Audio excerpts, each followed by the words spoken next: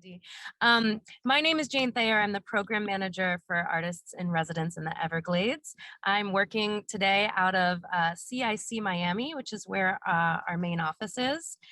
And so I'm in a little phone booth getting the best connection I can get so I can support this lovely conversation today. AIRIE, Artist in Residence in the Everglades, works in partnership with Everglades National Park to empower artists to think creatively and critically about their relationship to the environment. Today's event is part of a monthly series, AIRIE Asks, which is a platform where AIRIE Fellows and other partners share their work. We're excited to be partnering today on today's presentation with PAXy. PAXy is a local nonprofit that delivers art without barriers and encourages community engagement. I'd like to extend a thank you to AIRIE's donors that include the Knight Foundation, the Andy Warhol Foundation for the Visual Arts, the George M. Perez Family Foundation at the Miami Foundation, Miami-Dade County Department of Cultural Affairs, and Wegge Foundation, among others. There is live transcription available today. The artists are going to be able to answer questions at the end of the chat, or at the end of the conversation, so please put questions you have in the chat. At the end of the conversation, there'll be a brief audience survey. Your feedback is really helpful for us, so please stick around. And also, I would like to just add that the AIRIE application for 2022 residencies is now open, so you can head to AIRIE.org for more information. Yukio Suzuki is our April resident living in the Everglades National Park this month. He, over the weekend, did a performance called Cross Pollination, again in partnership with PAXy, with his collaborator, Juraj Kojš. And I'm going to let them speak more about it, but just to give you an introduction, Yukio Suzuki is a Japanese dancer and choreographer who studied Butoh dance form since 1997. And in 2000, he founded his own company, Yukio Suzuki Projects, which he has toured all over the world presenting his own work as a choreographer. Juraj Kojš is a Slovakian composer, performer, multimedia artist, producer, researcher, and educator whose compositions are featured around the world. And he lives here in Miami and teaches at the University of Miami. I'd also love to welcome Dale Andree. Dale is going to moderate the conversation today, and she is a dancer, a choreographer, as well as founder and director of National Water Dance Projects, which is a organization that promotes dance as a vehicle for social change by increasing awareness about environmental and social issues through collaboration with artistic, educational, and scientific communities. Dale is also a 2018 AIRIE Fellow. So Dale, Yukio, Juraj, I'll hand things over to you. I'm very excited to hear more about the collaboration and share that information with everyone who's on the call. Thank you so much for being here today, and take it away. Oh, I forgot to mention, David Narbecki is also here. He's going to be translating in any moment that Yukio needs Japanese translation for anything that Dale is asking. So thank you, David, also for being here. Take it away, guys. Thank you so much. Thank you, Jane. Yeah, so glad to be here with everybody, and I'm looking forward to this conversation. You know, having had the opportunity to live in the Everglades as Yukio did, and also collaborate with a friend who came in temporarily within that period of time, I'm just really curious about the effects of living in that environment for you, Yukio, how that touched you personally and affected the work, and then for you, Juraj, walking into that process and making your connections to Yukio and his process in the Everglades, and your process in the Everglades.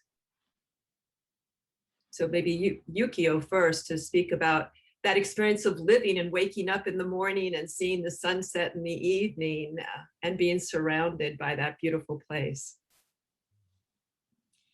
そうですね。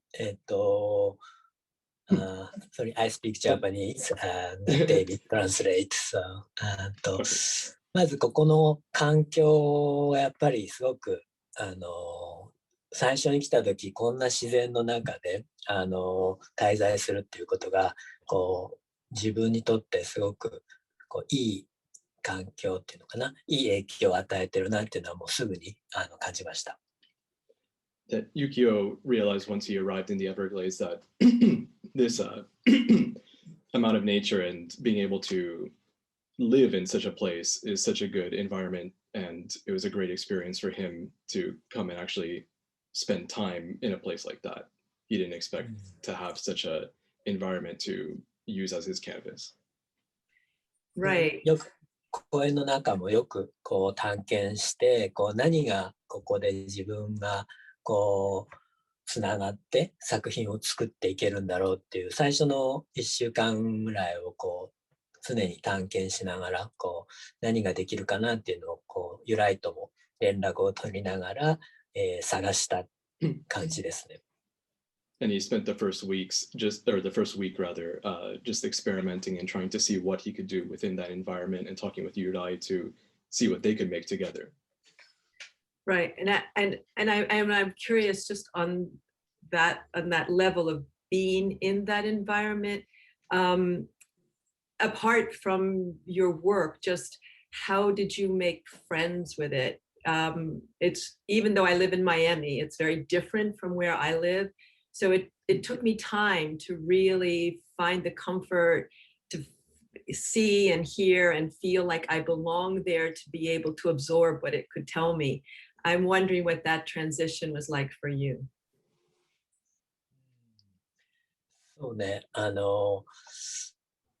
でも自分がこう今僕自身は日本でこう山の中に住んでいてでここは山がないっていうことだったんですけどもすごくこう自然というものにはこう親しみを持っていたのとあともう一つビジターセンターので練習をしているところがあるんですけどもそこにここのフロリダの歴史ブラックセミノールとかネイティブな人たちがどのような、ちょっと迫害をされたり奴隷の時代があったりとか環境を破壊してた時代からまたこう回復しようとしている時代とかいろんな本があったりなんか自分のステイしている部屋にもすごく歴史の本があって全部は理解できないんですけども写真とか絵とか、あとは話を聞くことで少しずつここのその歴史っていうものと何かこの自然っていうもの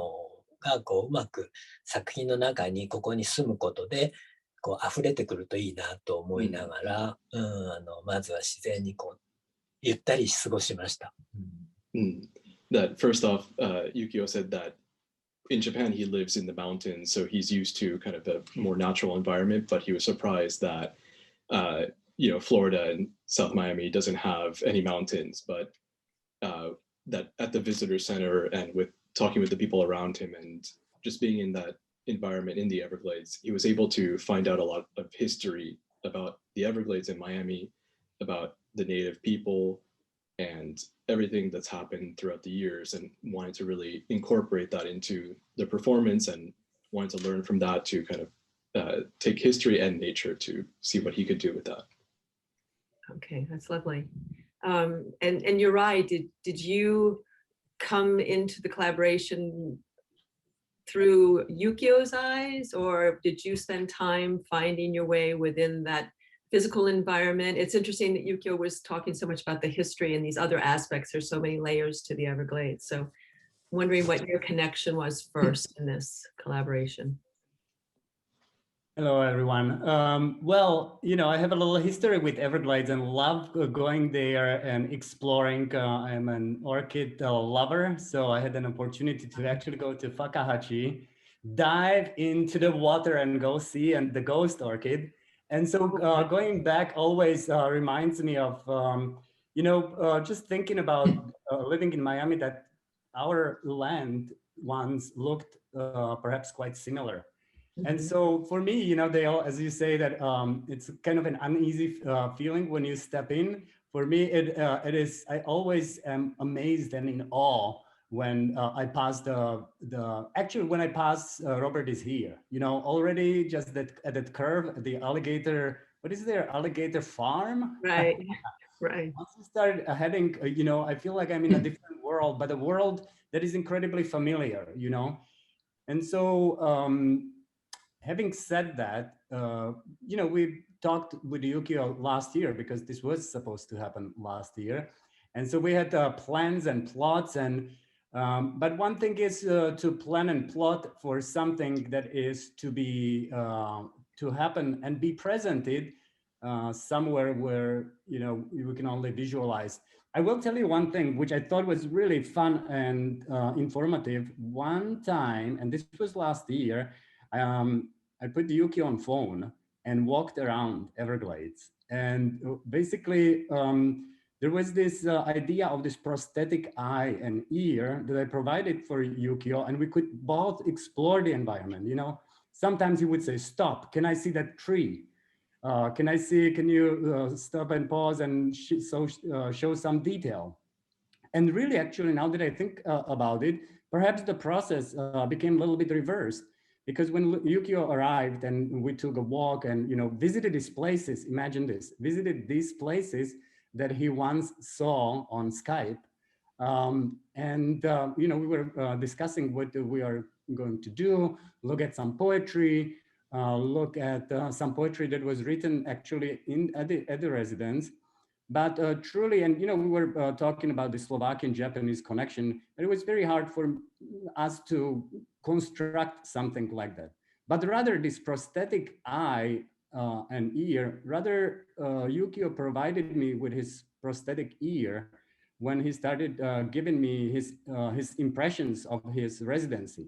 You know, I did not live there. And so for me, it would be very, I mean, I felt quite artificial to kind of embed myself in the project. But hearing him talking about his experience and hearing his beautiful rhythms and melodies in his native language were incredibly inspiring. And that was the window that I found to his experience, to understand something about his experience in his residency.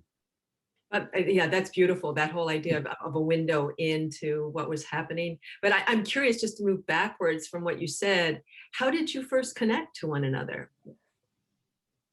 Maudie, where are you? Well, I think truly, actually, Maudie should be talking about this, because PAXy has been developing relationships with artists around the world. So if she's around, and maybe David, you can you know something about this. Well, it's very funny because I've had a long connection with Japan and have lived here different times on and off, and I'm originally from Miami, but I had no connection with kind of finding Yukio. But once PAXy did find Yukio and began talks about this project, I was able to take photos with him in Japan and talk with him and kind of guide the process from what I could do. So many parts there, and I just saw her. She was there just for a moment. I think that's very fascinating to see how their thought process was one to bring the two of you together. Can you come back? Oh, sure. Hi, everybody. Hi. It was actually Yaima was visiting Tokyo, and she saw something about the Yukio Suzuki project. So she met Yukio, and we were thinking in a collaboration with them after she come back from Tokyo, and we thought of Juraj because we had worked with him before, and it looks like the whole thing could be like very organic, and we can all work together. And then we asked Yukio if he was interested in the collaboration, and we asked Juraj, and we started working like, I don't know, 3 years ago in this project. Wow. Well, it's fascinating. So that what's interesting is, I mean, the many layers to this just in getting it connected. Yeah. And then the I piece, came in the project. pardon Then me? I just came in the project, Mm-hmm. Because it was interesting also that he can spend the month in the residency, and well, everything came together.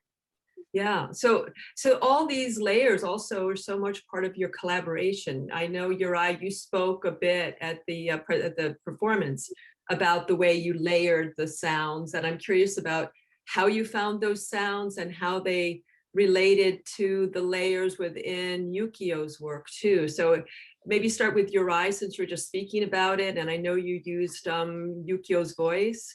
But and then if Yukio, you could speak about the many layers that you used in creating the performance, and then how those intersected. Well, see, there are no sounds that are mine. In fact, all of the sounds are Yukio's. So that is kind of the vessel that we created as a connection, as tight as we could get. You know, you can hear in the piece him speaking, him singing. His daughter makes an appearance. Him, taking a shower, frying an egg or washing the dishes, whistling. So in fact, that's how we, creating a collaboration is always about finding, at least for me, finding interstices where the participating parties can find as tight of a connection as possible. And while we were separated, physically, and I was going there over weekends. I'm still singing his lullaby. It's an earworm. So what I did with those sounds, I listened to them, I meditated on them, and I transformed them into kind of an abstraction of the musical ideas. If there were rhythms that captured my attention. If I was thinking about one of the first segment, which is quite long, is him talking about his first week at Everglades, thinking about passing time, how these rhythms can be slowed down, sped up, reversed. What does it mean to be a week somewhere, I always keep thinking how he is doing there, alone, and his family, his little girl is in Japan, and how you deal with this type of separation. From my times of residency, I remember it took me some 10 days or so to get into that zone of, okay, this is where I am. Anyway, that for me is just really fascinating, since with this collaboration, because Yukio is deeply immersed in the environment, being affected by it, and at least from what I'm hearing from you, Juraj, you're deeply immersed in Yukio and his experience. So that's really interesting.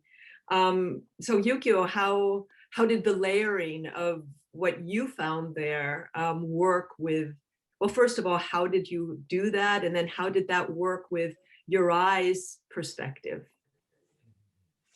そうね、由来が提案してくれて、僕が毎日言葉を彼に送るっていうことを毎日1週間続けてやって、それによってここの経験とここの歴史を少し知識として入れながら、同時に自分と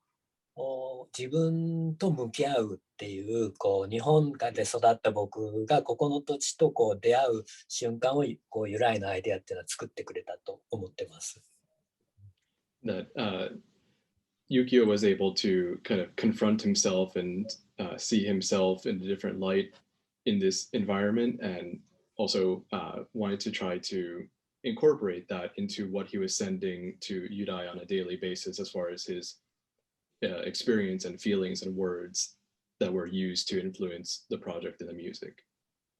Okay, so で歴史としては、ここの歴史もやっぱり日本で起こっていること、自然が破壊されてまた再生しようという努力とか、やっぱり日本にもアイヌっていう部族から言葉とか文化を奪う時期があって、今なんとかまた守ろうとしていたりとか、多分世界中で同じような経験っていうのはあると思うんですけども、そういう共通点も実は違う場所から来て出会ってもなんか共有できるものっていうものがあって、動き自体、自分のコレオグラフ自体はここの風景っていうがここで過ごした時間から作られているけれども、バックグラウンドがうまく由来の提案した言葉っていうこと歌とかそういうことでうまく自分とここでの創作がつなげられたことがすごくこういいコラボレーションになったんじゃないかなと思います。And Yukio is also stressing the fact that he really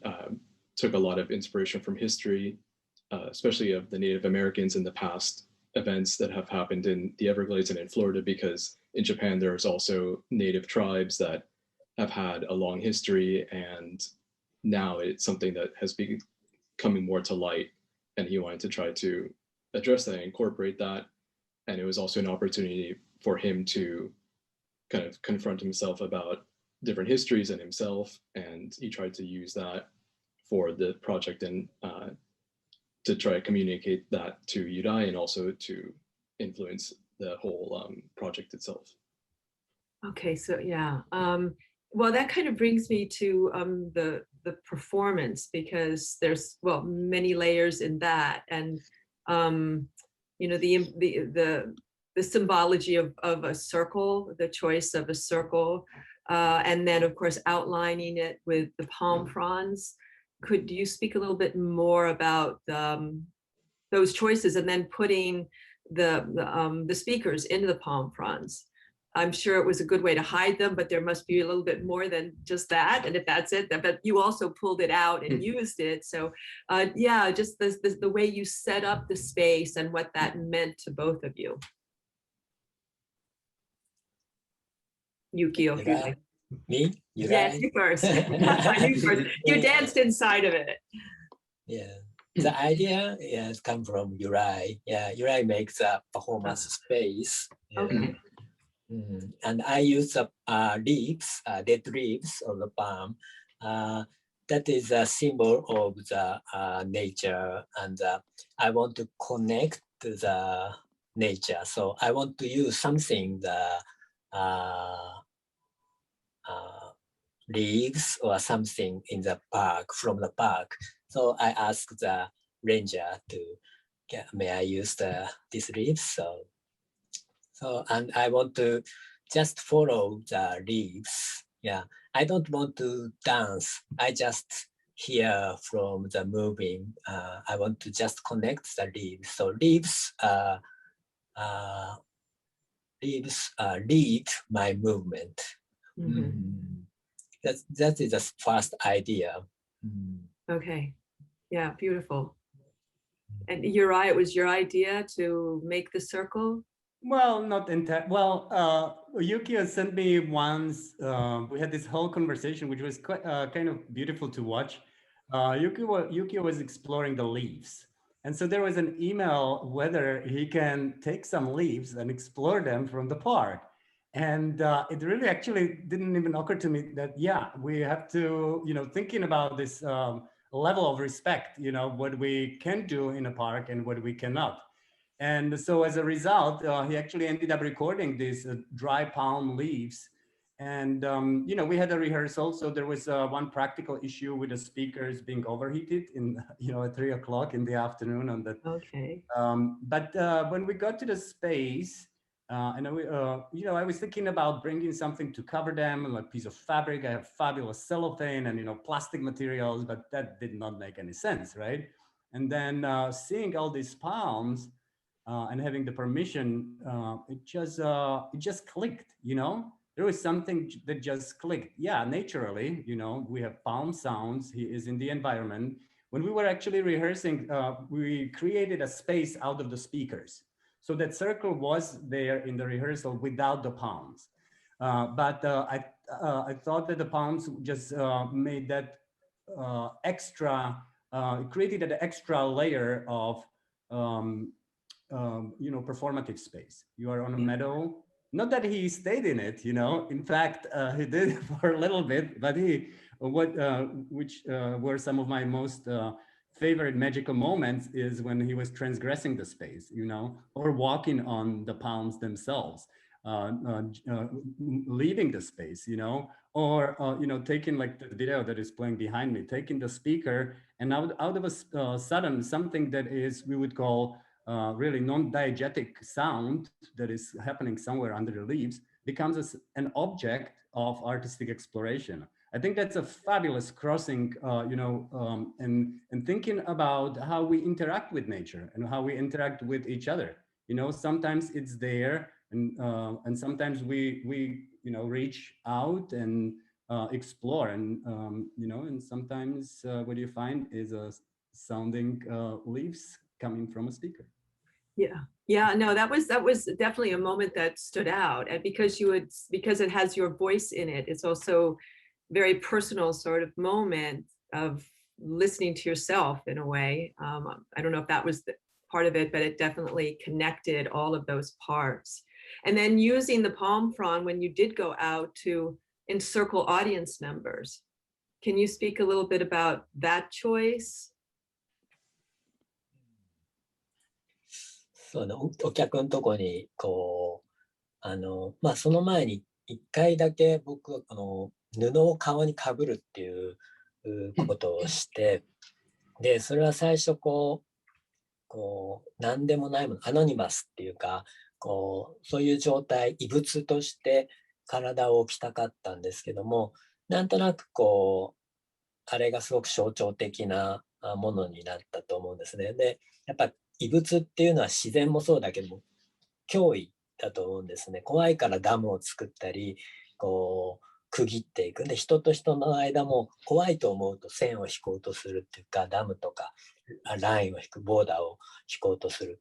でなんかその象徴にも見えてきて、最初は本当そんなことも考えなかったんですけども、だんだんそういうふうにも見えてきて、そこでパームの葉っぱでお客さんの間にもラインを引いていくっていうことが一つアイデアとして浮かんだって感じですね。すみません。自分が何でしたっけ、異物、自分と違う存在になって、そういう時はやっぱり他の人は線を引くっていうか、やっぱり顔が見えないっていうのはちょっとそうですね、距離を取るとか、ちょっと怖いものに対しておってそうですね、一瞬思うので、それを切るときになんか人をヤシの木の葉っぱで線を引いたりとか、下に線を引いていってお客さんの間にも線を引いていくっていう、その後お客さんの間を線を引きながらヤシの実枝で線を引いたっていうのがあります。でそれはお互いをつなぐための。そうですね、やっぱまず線を引くことと、それを取り除越えていくこと、線を越えていくっていうことの一つの象徴としてヤシの実とお客さんの間に線を引いて歩き回るっていう行為をしました。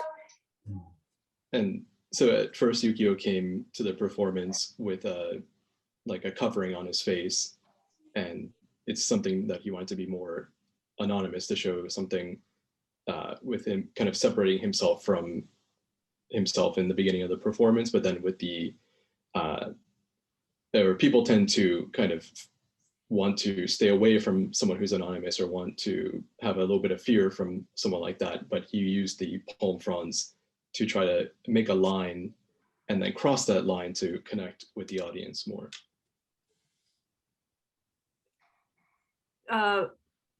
Okay, so yeah, so the veil was to separate yourself from yourself, to be anonymous.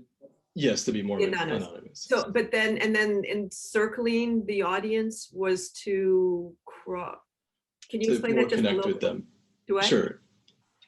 To connect with them more than like as people tend to fear someone who's anonymous or someone that they don't know, and then he used the palm fronds to try to like encourage them to become more friendly or to befriend them. Well, yeah, the whole circular action definitely brought them into the performance. It definitely included them in a very particular way. That it made me think of something, and I just forgot what I wanted to say about that. Because you explained I wasn't quite sure of the veil, but I see what that meant to you at that point. Oh, I know what I wanted to say. In finding your movement, because you're such an articulate dancer. And I'm wondering how much within the construct that you had was in the moment improvised. And like you said, with the palm front, it was so clear that you were listening to it. But as you moved on, you went through many states of being, and how that process entered your body and how you found that expression. そうですね。大きな構成ははっきりと作ってあります。で、その中でこうシーンごとに、最初のシーンは葉っぱっていうものが一つ自分の動きを導き出すものとして、もちろん練習はしてますけれども、完全に動きを決めてしまっている場所はなくて、一つの強いイメージによって動きが導かれる、動きが引き出されるようなアイデアをシーンごとに、作ってあるので、動き自体はその時は即興的に動いてますけれども、そのシーンごとに一つずつこう動きになる目的っていうのを作ってありますね。That Yukio had some sort of plan for each scene, a general idea of what he wanted to accomplish, but for example, with the palm fronds, he let it guide him through the performance. So a lot of the individual movements at the time are influenced by what's going on in the actual environment in the situation and how he interpreted that. And so what about some of the other portions? I mean, how much of the research and the history he was talking about, I just wondered if that's just becomes part of your being, it's there, were there any specific parts of the piece that really reference that? そうですね。その歴史のこととかいろいろ喋ってたんですけど、それはダンスする前に特にその振り付けとか考えたりとかしたのか、その場で、本とか他の人から教えてもらった歴史はそのまま、勝手に体が動き出したのかってちょっと今聞かれたんで。そうですね。基本的には体が動いていくですけども、布をかぶるとか最初から決めてたので、それをかぶってやっているうちになんとなくそれはこう、首をつられて、あそこ木があったので首をつられているようなイメージも後から湧いてきたりとかで、何度かこうリハーサルを自分の中で重ねているうちにこう徐々にこうクリアになっていく部分が、線を引くとかも当日あそこのサークルを由来が作ってくれたことで、これで線を引こうってその日に思いついたことです。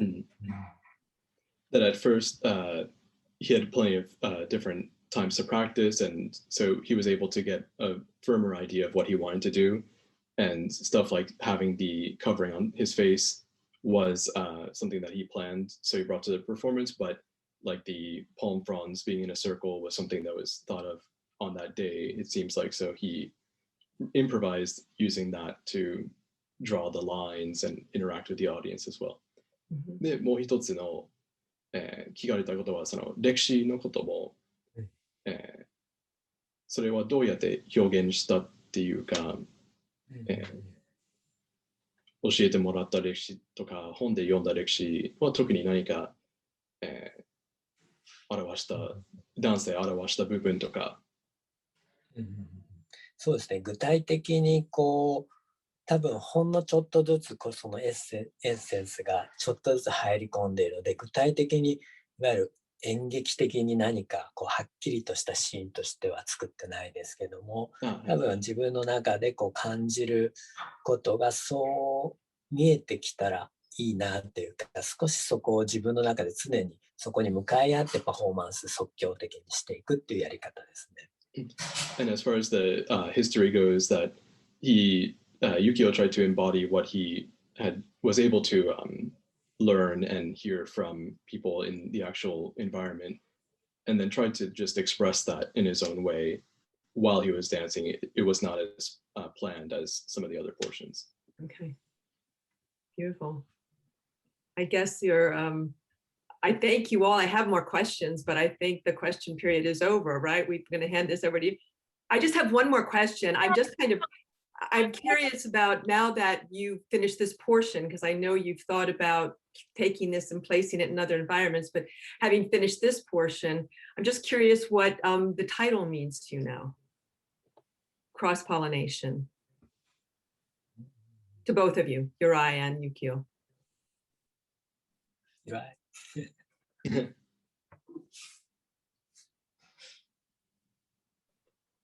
When you think about pollen, you know, sometimes as I mentioned, you know, I love orchids, and sometimes I do cross-pollinate. It's a mechanical process. You take pollinia from one plant, remove the pollinia from another to make space for this gift that comes. But in nature, you know, the pollination happens either through air, you know, wind, bees, insects, hummingbirds. There are carriers of information that is to be delivered, and something else happens. And I love this idea of this moment of caring, you know, that you, where you are basically where the pollen itself is in this intermediate state of leaving one place and not quite yet arriving at another. And yet its function is, you know, solitary and only one. And that's what I think about this project, you know, is precisely exploring this space that is that intermediary, ephemeral space that has looks and sounds familiar to us. We have, you know, the windows of opportunity to relate to it. And yet it is us and our imagination that gets engaged to create the stories, you know, to create narratives. You know, what was he really doing, you know? And what does that matter? You know, to us, to the artist, it may not, you know, these interpretations may be incredibly interesting, but it is perhaps leaving it at that, you know, that we, in that moment in that intermediate moment, we as artists are providing space for the audience to nurture their imagination. If we can create that space in which all these participants could interpret and find themselves involved in creating their own narrative, their own story, then I think we succeeded. And I think we did. Yeah, I think you did too. That's really very beautiful. I love thinking of artists as pollen and treating that space. That's very beautiful. And also offering the opportunity to the audience, because it gives more agency in the presentation of the work. Anything you want to add to that, Yukio? そうですね。大体由来が言ってくれた感じだと思うんですけども、僕もいろいろ考えたりいろいろやり取りした上で、あの場所にはこうすごくこう何も考えないで立ってるというか、それこそスピーカーそれぞれの音に引き寄せ、花粉にこう受粉していくように、スピーカーがあればスピーカーによって引き寄せられ、葉っぱがあれば葉っぱに導かれ、木があれば木の下にこう導かれ、お客さんがいれば間に入っていくように、こういろんなものにこう受粉していくというか、自然にあそこの自然と由来の作った音と僕の過去っていう言葉っていうものにこういろんなところに飛び回れて、こういろんなものが起こっていった、受粉されて結果が生まれていったっていうような感覚があって、すごくいい体験をしました。Then Yukio says he agrees with what Yudai was saying, and as far as the name goes, he felt that when he arrived at in Florida and to do this performance, that he really was kind of how would you say it? He let himself over. He gave himself over to the process and became like pollen, where he was. It would be like attracted to one object, say the speaker or the palm fronds, and then he would interact with that and something would bloom out of that, or he would go in between the audience. And so he allowed himself to be just like the pollen that would go to different places and cross-pollinate with interacting with the audience and the nature and Yurai's music, or the music that Yurai made with Yukio and the environment. So he feels like he was able to really embody that title. Yeah, well, beautiful. I'm glad I asked that question, because that just really brought it all together. And having seen the performance, I agree. I think that you did accomplish that. And I thank you both very much for the work you did, the performance, and for today. And thank you too, David, for your great interpretation. Of course, no, thank you. I just want to say, for those who did not manage to join us last weekend, there is one more opportunity. We are going to perform the work this Sunday at the Bridge, Miami. And if I am allowed, I would paste a Facebook link to the chat if you would like to check it out and come and join us. This is going to be, you know, now that you heard all about it, an opportunity to see it here in town. Experience, I should say, experience. I'm really excited for that. I do want to note that there are a couple of questions in the chat. We had a lovely description of the title Cross Pollination, but and what it means on this end of the work that you've done already. But to go back a little more into it, did you can you elaborate a bit more on how you incorporated Indigenous communities native to the Everglades in your work during the residency, Yukio? Were you thinking about Indigenous communities as you were working? その、もともと Everglades の方に行った民族のことにすごい興味があったみたいで、その、観客の方が、そうですね、まあ、もうちょっと詳しく、どうやってその、もともとマイアミに行った民族をこのプロジェクトに、表現したっていうか、その作品に、習ったこととか、自分、まあ、歴史を知ってそれで感じたことをどうやって表したって、ちょっと詳しく聞きたいみたいです。Okay. 具体的にこう作品に現れているのは、多分僕にとってはラインを引くっていうことであったり、こうまあ顔を覆うっていうことはすごく見た目として分かりやすいこう一つ。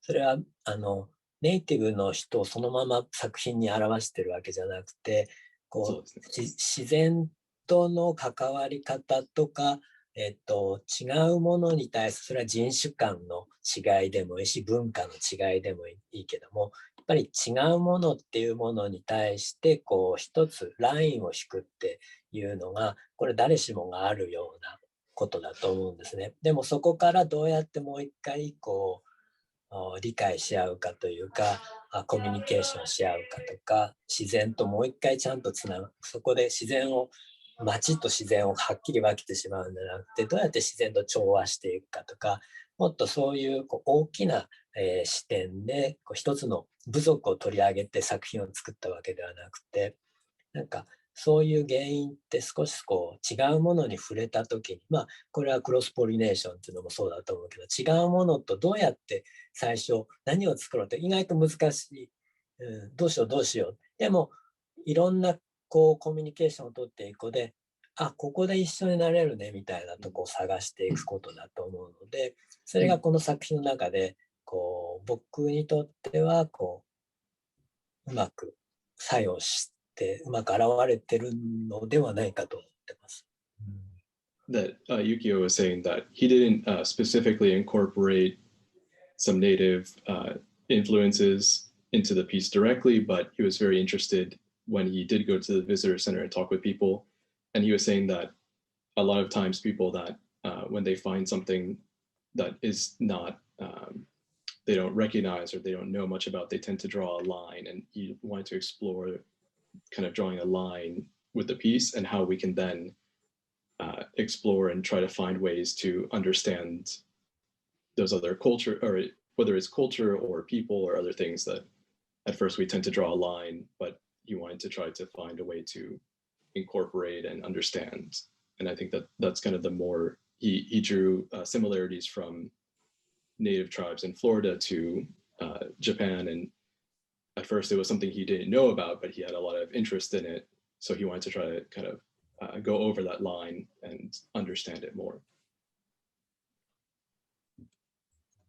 And another question in the chat is about the decision to stay close to the visitors center and the sort of man-made structures that were there in the park kept the audience a bit suspended between nature and man-made structures. Was it intentional? Were you restricted in the areas of the park you could present? Talk a little bit more about that, either Yukio or Yuraj.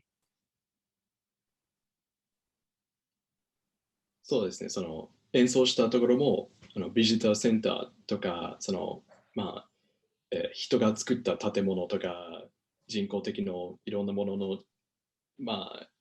人工的なものと自然の間で行われたんですけど、それはわざとやったのか、何かの、そうやって頼まれたのか。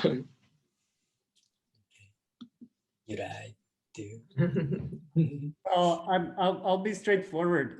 You know, we are in a very difficult. We are going through a very difficult times concerning performances, and you know, having had this performance already postponed last year and finding spaces.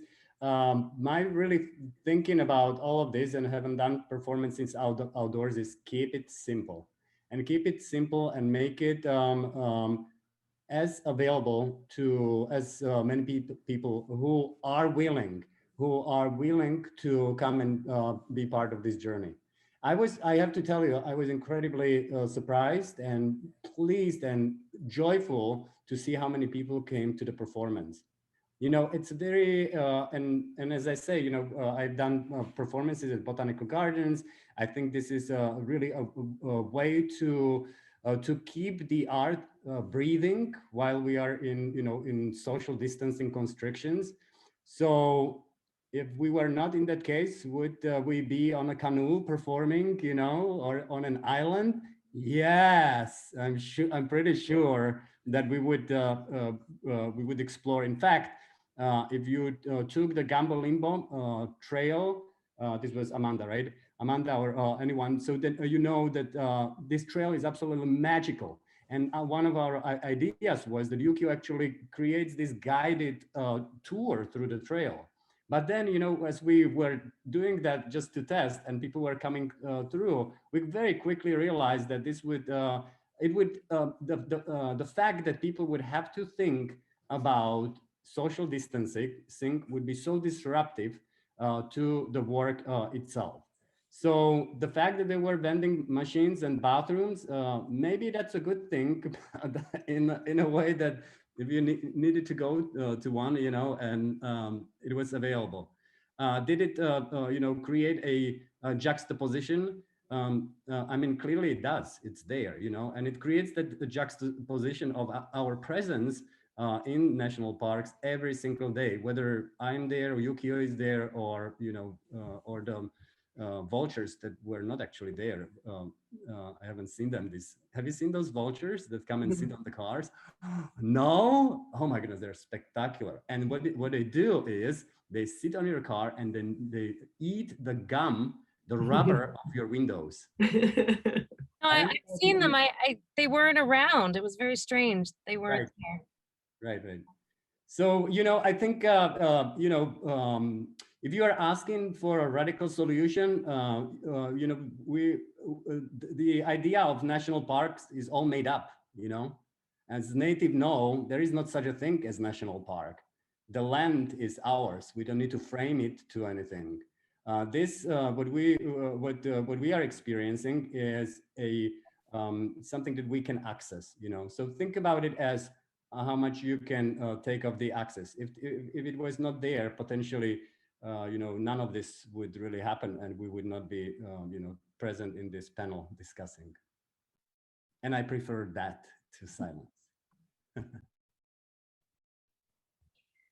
I very much agree. Dale, if you will allow me, if I can ask one final question, which is, this is probably the beginning or middle, since it's already been 3 years, of a beautiful collaboration. And Yukio, Yuraj, what little blossoms will you take into the future of your own work from this experience? Just the things that you'll remember that might carry forward. Well, we already spoke about this with Yukio. I don't think this has ended. In fact, I think we are just starting, and I think it's a beautiful start. I think one element that really didn't come across, perhaps because we haven't seen the videos, haven't heard the music for the people who are here and did not come to the performance, is the fact that our aesthetics are not so far away from each other. I think there is an ease. If anything that came out of this was an ease of collaboration. And when I saw Yukio moving, I'm also, at times a performer. I knew what he was doing. I connected so well with him. So what I get out for myself is another collaborator with whom we are going to hopefully do more as early as Sunday.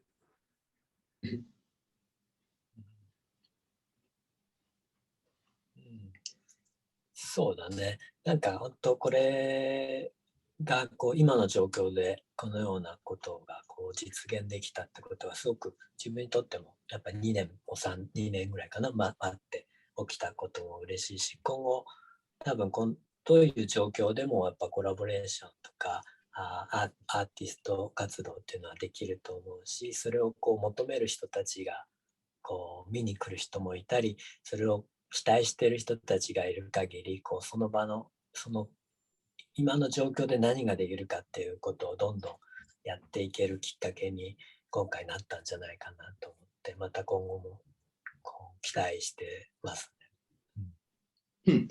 And Yukio says that this was a long time coming, many attempts to try to come here and collaborate with PAXy and Yuraj, and he's really glad that he was able to finally come and see out the vision.